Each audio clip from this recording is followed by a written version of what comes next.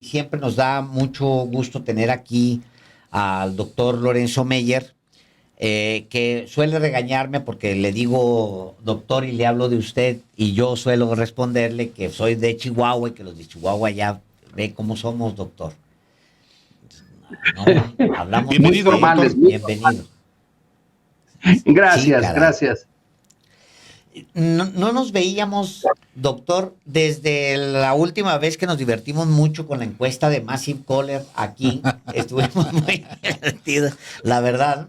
Lo disfrutamos mucho la conversación con usted, y era antes del proceso electoral.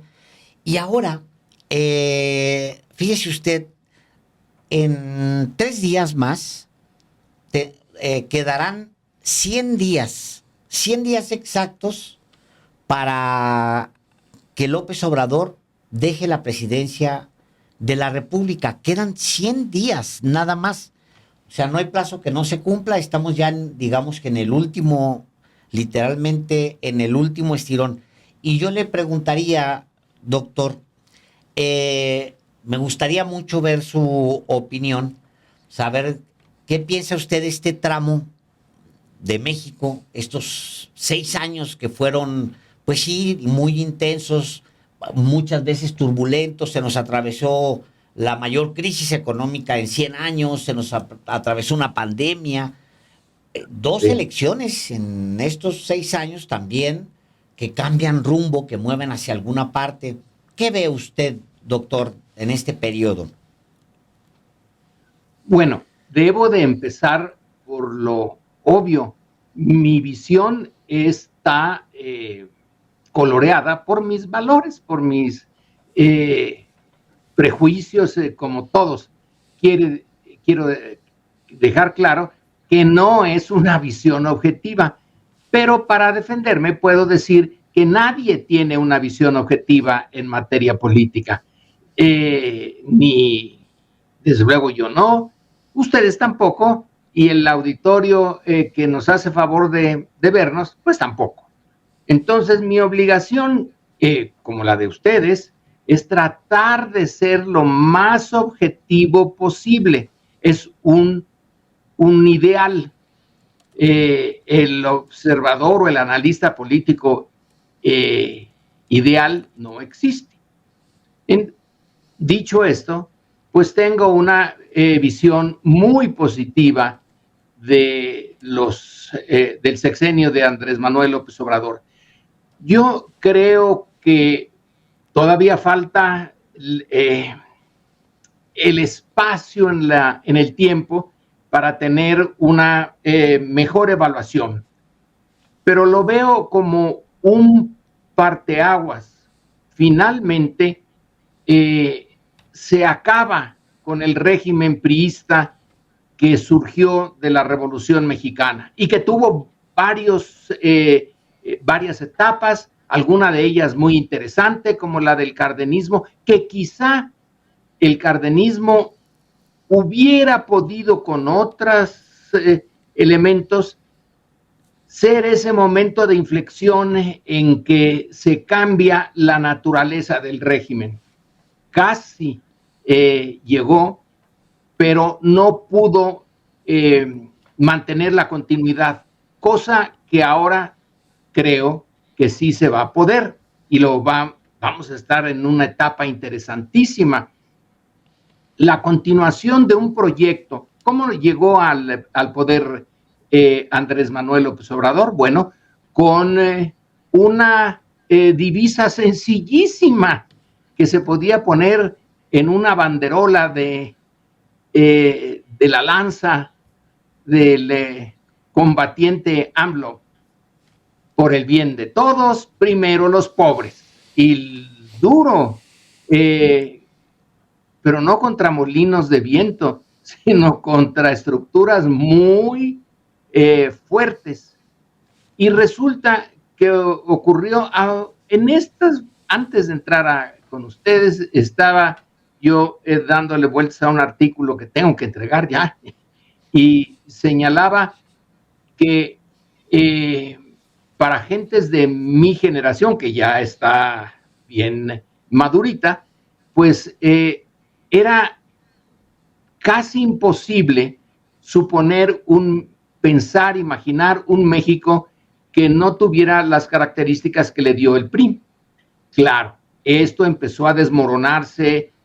¿Cuándo se empezó a desmoronar el régimen priista? En los 60s, con Ciudad Madera, con el movimiento del doctor Nava. Vaya que sí eran distintos, ¿eh? Uno era de izquierda y el otro era muy al estilo panista. Luego viene el 68 con su colofón, que son dos: el halconazo de 71 en la Ciudad de México y la guerra sucia en Guerrero, en particular en Guerrero, durante todo el decenio de los 70s. Ahí ya se estaba empezando a desgajar, pero tuvo una inyección de energía con el salinismo y el neoliberalismo. El neoliberalismo le dio como podrían decirlo ustedes en Chihuahua, un shot de energía. Por un lado, se acaba la Unión Soviética. Válgame, esa sí que es un cambio en la estructura mundial formidable, un gran imperio que se viene abajo solito, sin que nadie lo destruya, solito se destruyó. Entonces ya no hay el gran rival en el mundo. Y por otro lado, entra de lleno el neoliberalismo. Esa es la inyección de energía. El neoliberalismo sí empezó con De la Madrid, pero el serio fue con Carlos Salinas, ¿no? Y parecía que iba a haber una perestroika, pero sin glasnost. La perestroika que tenían en mente algunos soviéticos era cambiar el sistema económico, pero junto con el glasnost, cambiar el sistema político. En México la idea entonces era cambiar las reglas de la economía, pero no las del sistema político, aunque había que hacer pues concesiones, como darles el gobierno de Baja California al PAN, que se lo había ganado para empezar, pero que estaba preparado el fraude para que siguiera una gobernadora del PRI. Bueno, entonces se empieza a perder sus controles, luego el de Guanajuato y el Congreso, ¿no? Y luego la Ciudad de México, y así se va desmoronando. No fue un golpe de la noche a la mañana, pero lentamente se fue desmoronando. Y la emergencia lleva a que el PRI decida llamar al PAN y de repente encontrar con que en realidad no eran enemigos, no eran adversarios. Bueno, sí lo eran, pero como surgió el neocardenismo, el del ingeniero Cárdenas y el PRD, descubrieron que tenían más afinidades en el neoliberalismo que enemistades. Bueno, había que disputarse la presidencia y los puestos en el gobierno, pero ideológicamente ya no había más problemas.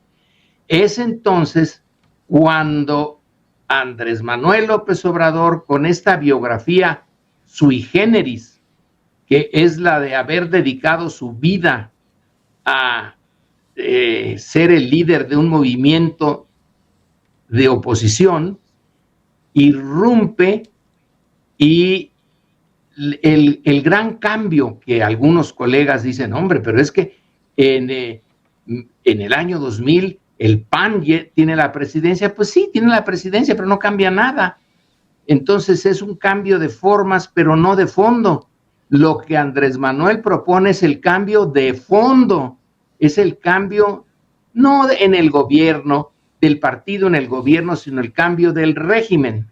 Así que ahí hay que, donde a mi juicio debe ponerse la vista para juzgar el sexenio de López Obrador en el cambio de régimen y en la apuesta que hizo de hacerlo por la vía pacífica, que era una apuesta que la izquierda más clásica y dura en México, pues no había aceptado.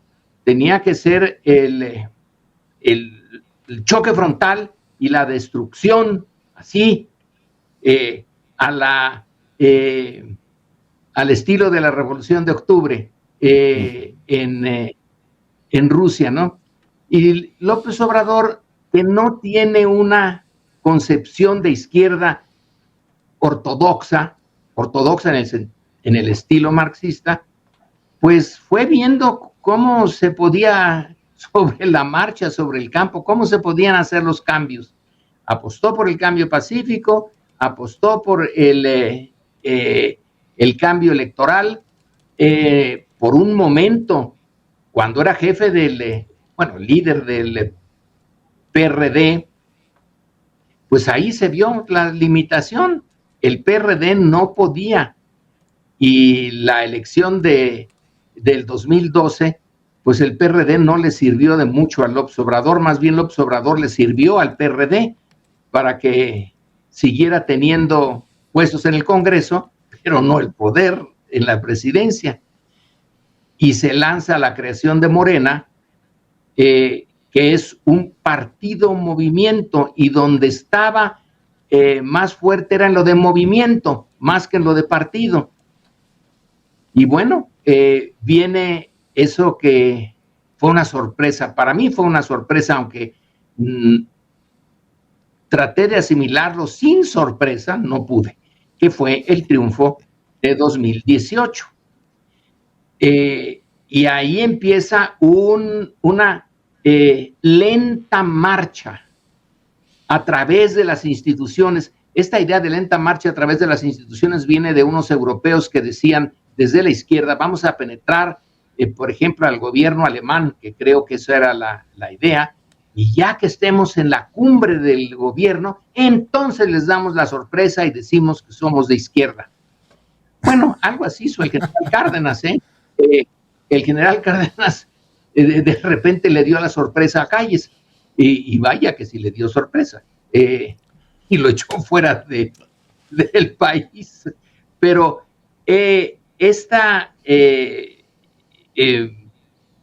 esta lenta marcha a través de las instituciones, ya no para ganar el poder, sino para cambiar el régimen. El poder ya lo tiene en el gobierno. Bueno, hay un aparato del gobierno que no está con él, que es la Suprema Corte. Esa se quedó atrasada.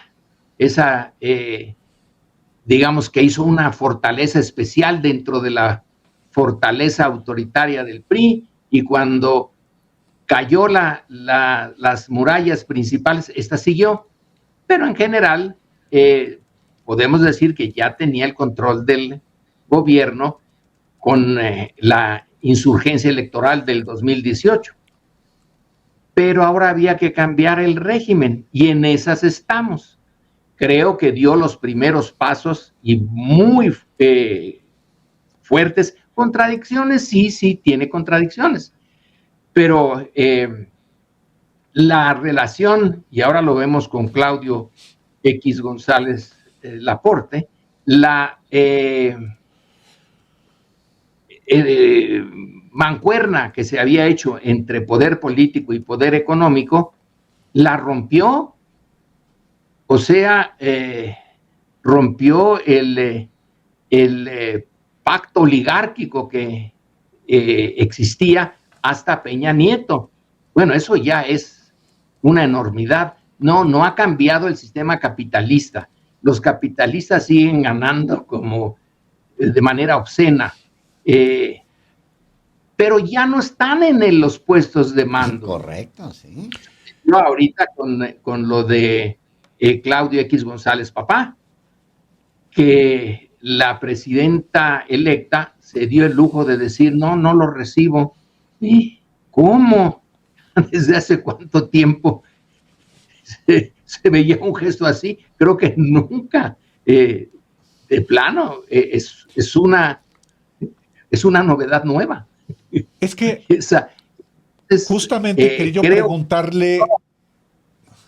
justamente, doctor, quería yo preguntarle qué emblematiza, qué significa una fotografía, pues la obtenida por el fotoreportero de la jornada, Luis Castillo, la fotografía de quien había sido durante 40 años el principal operador del sector privado como presidente del Consejo Mexicano de Negocios, del Consejo Coordinador Empresarial, de asesor de Carlos Salinas, que tenía el poder de picaporte con todos los presidentes de la República desde entonces y hasta les tronaba los dedos.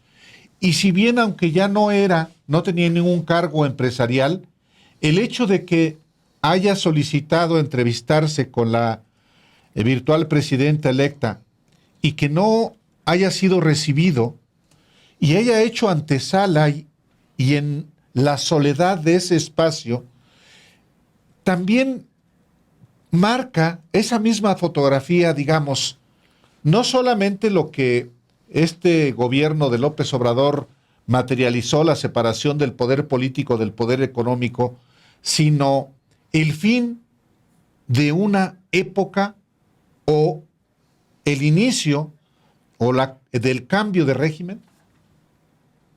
Yo creo que sí, ya sé que la fotografía no le gustó a López Obrador o se vio se vio bien, ¿no? De decir, no me gusta esa fotografía. Correcto. Creo que está en el papel de Andrés Manuel. Exacto. No sé si realmente no le gustó la fotografía, pero eso es secundario. Es el símbolo. Y el símbolo no se hubiera podido dar de esa manera si no es por los años del López Obradorismo en el poder.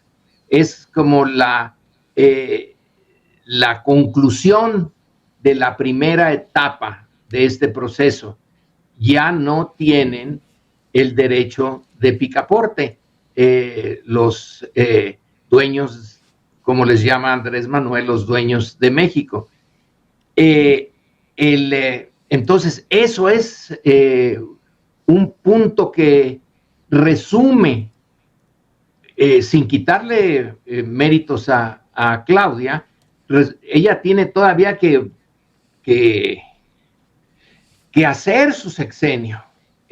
Todavía estamos en el sexenio de López Obrador y esto ocurrió, aunque le ocurrió a Claudia y ella tomó la decisión de decir que no estaba disponible para ese personaje que había instigado la guerra sucia en su contra, que había sido notorio su papel anti 4T, decirle no, sin más, no añadió nada, pero bueno, el gesto es enorme dentro del cambio que se está dando en el régimen. La separación de estos dos, separación relativa, porque claro que no pueden estar separados en el poder económico del poder político por entero, pero sí que el poder político, que es el que nace de la soberanía popular, tiene que estar por encima del poder económico. El poder económico tendrá millones de dólares, cientos de millones, cientos de miles de millones de dólares, como es el caso de Slim, pero no tiene la legitimidad que tiene un gobierno como el de López Obrador o el que va a tener Claudia Sheinbaum, con los millones de votos y millones de votos que podrán, y ojalá algún día ya no tengamos esos problemas, decir, no, es que los servidores de la nación se metieron y ellos influyeron en la votación y fue una elección de Estado. bueno, elección de Estado, ya ustedes lo han discutido en el programa de radicales, no es elección de Estado, pero bueno, el Estado, el gobierno usó quizá en algunos momentos, en algunas áreas, su poder para inducir a las personas a que fueran a votar, pero no les cambió el voto. No hay robo de urnas, ni fraudes, ni hay necesidad de quemar las boletas como en la elección de Salinas y el apoyo de el jefe Diego Fernández de Ceballos de que se quemaran para que no quedara rastro material de el crimen. Eso ya no tiene lugar. Ahora sí hay la esencia de la votación, es la esencia de la democracia política, y que López Obrador ya la confirma, y Claudia Sheinbaum es el producto de eso, es que el elector tiene por lo menos dos posibilidades. En este caso teníamos tres, si se quiere poner al Movimiento Ciudadano. Pero en fin, tenemos a la oposición con dos candidatos y a Claudia Sheinbaum. Entonces, la posibilidad de elegir realmente entre dos o más, pero realmente, libremente, y se dio, lo ideal sería en un medio en donde el elector está muy bien informado, porque hay pluralidad de fuentes de información. No fue el caso enteramente, porque vaya que si los medios comerciales, o como se les llame, estaban sesgados, pero bueno, eso se puede ir corrigiendo con el tiempo. Ya hay la posibilidad de que los mexicanos nos comportemos como ciudadanos, tengamos frente a nosotros opciones, se nos informe, se nos permita ir a las urnas, se cuenten nuestros votos y el resultado sea creíble. Y aquí las elecciones ya son fuentes de legitimidad que no lo eran. La elección de 1988 es fuente de ilegitimidad, pero a raudales. Y todas las otras tuvieron sus asegúnes. Ahora ya estamos en ese campo en el que supone que debíamos de haber estado hace 200 años, pero que nos ha costado un sencillo. Doctor, hay una diferencia importante, y me gustaría mucho que usted diera su visión sobre esto. Hay una diferencia muy importante entre lo que sucedió con Cárdenas, porque Lázaro Cárdenas va dejando la oficina, va cerrando la puerta y por atrás se va metiendo la derecha y empiezan a desmontar todo lo que Cárdenas había hecho en acuerdo con Estados Unidos y en acuerdo con las oligarquías y demás, y empiezan a desmontar el cardenismo inmediatamente, y aún así pues ha tenido una presencia hasta hoy. Por supuesto que yo sí creo que hay un cardenismo hasta hoy vigente. Ahora, aquí vamos a ver dos periodos, es decir, son 12 años de una corriente distinta de izquierda a la que se venía dando, pues históricamente en México. En realidad casi siempre ha sido gobiernos de derechas, muy de derechas. Ahora va a ser, y hay formación de cuadros, hay políticas públicas, hay generación, digamos, de políticas públicas, legislación, cambios en la Constitución, en fin. O sea, se está generando un cambio profundo y va a ser un periodo mucho más largo que el de Cárdenas, doctor. Desde luego, porque el de Cárdenas, hay que reconocerlo, Cárdenas llegó ahí a través de una especie de golpe de Estado interno.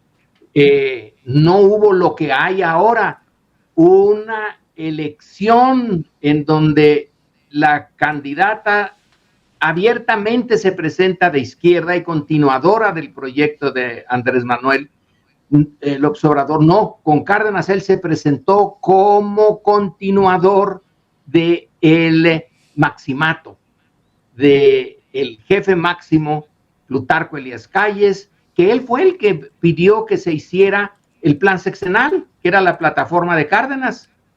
Por cierto, tiene muchos elementos de izquierda, pero quien lo propuso fue Calles y gente de Calles.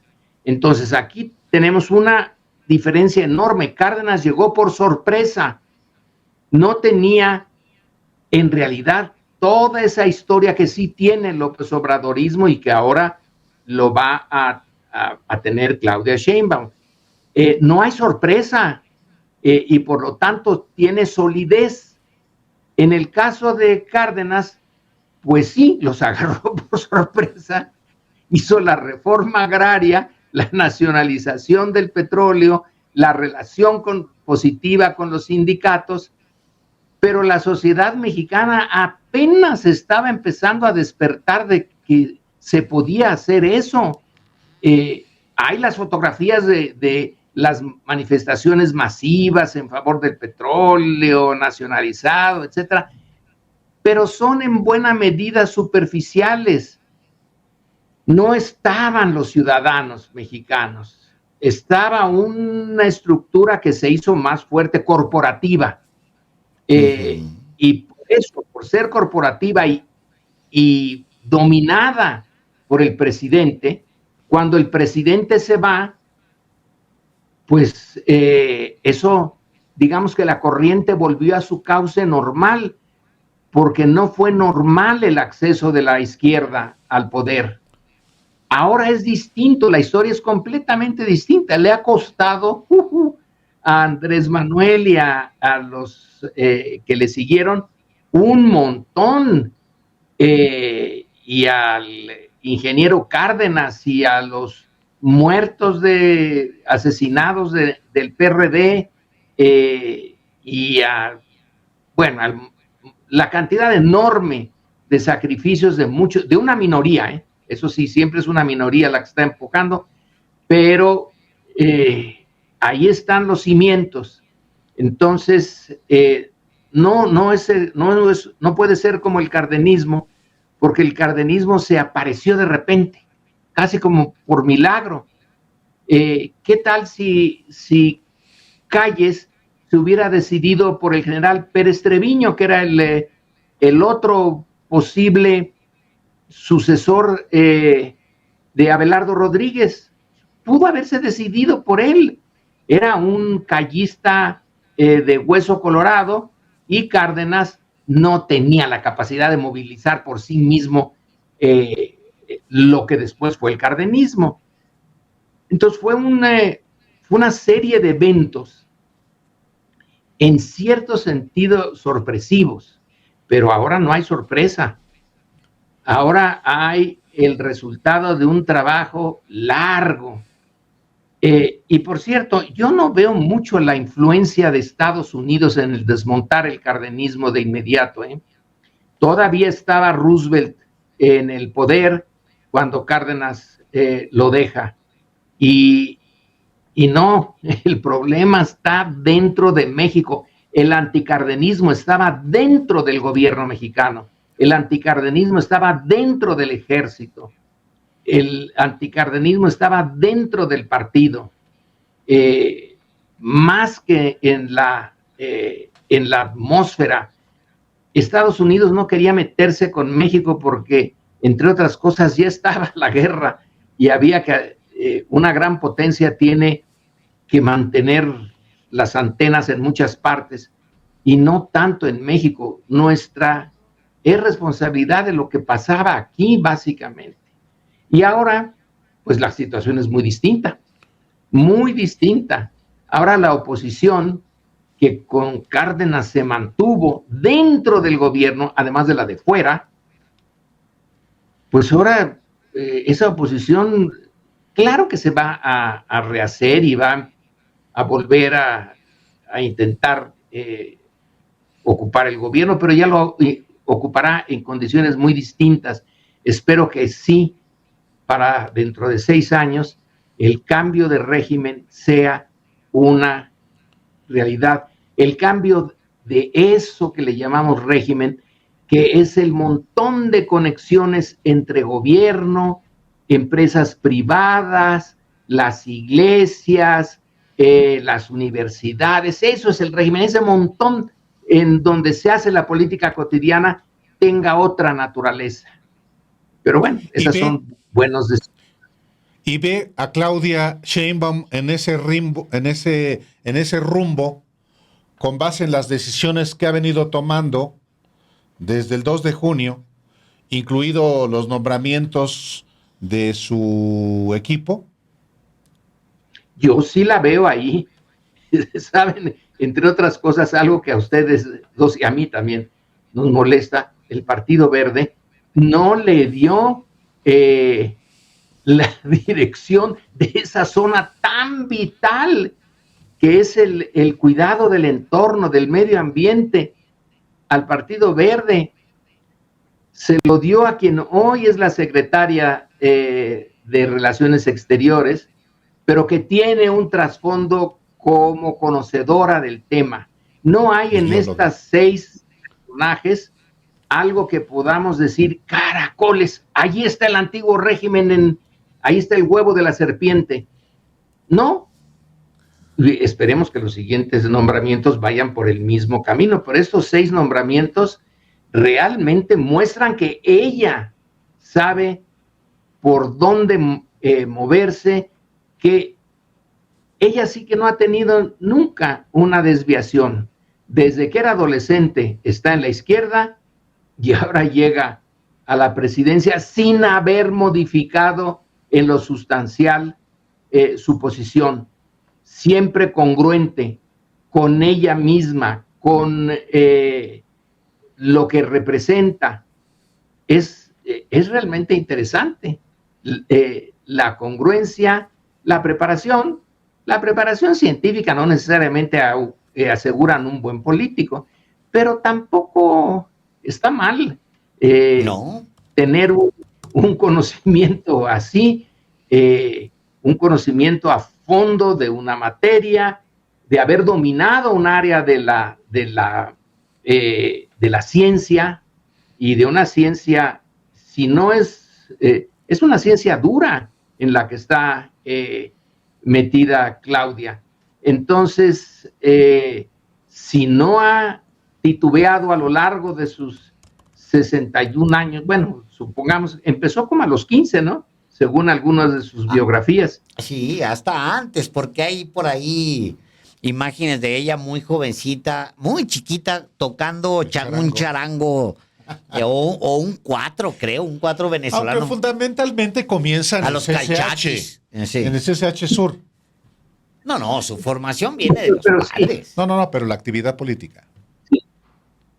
La formación viene de su familia, sí. Pero como ha estado en ese entorno de la universidad pública de alto nivel, porque hay unas universidades públicas que Dios guarde, pero la UNAM, y es una atmósfera, bueno, supongo que se divide en varias atmósferas la UNAM, porque también la derecha tiene ahí unos claro.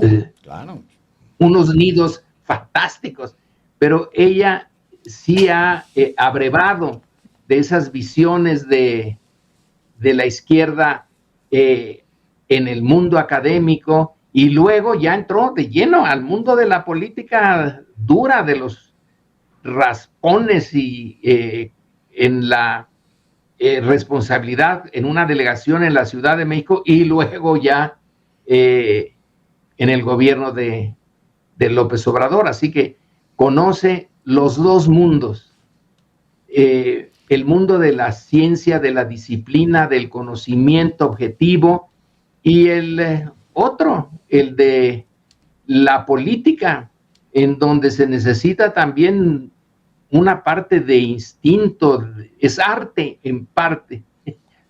La ciencia ayuda, pero no es suficiente.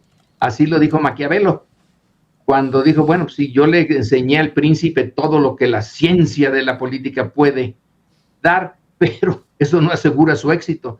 Es algo también, él le llamó fortuna, ¿no? Bueno, la capacidad de entender y manipular el entorno en el que uno se encuentra.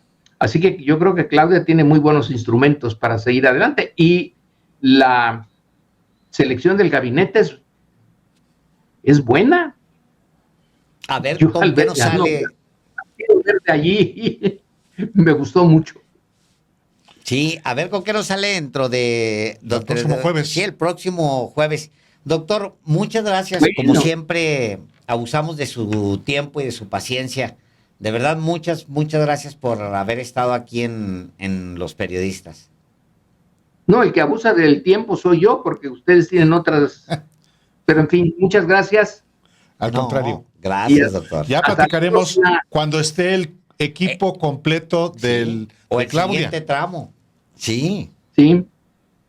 Muchísimas Perfecto. gracias, doctor, otra vez. Buenas noches.